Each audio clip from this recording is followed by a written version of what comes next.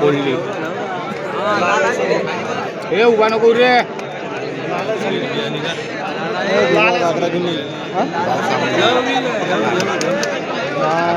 एवढी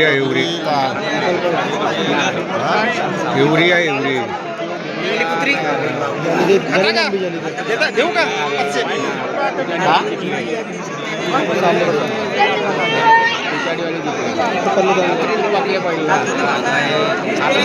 लाल पाणी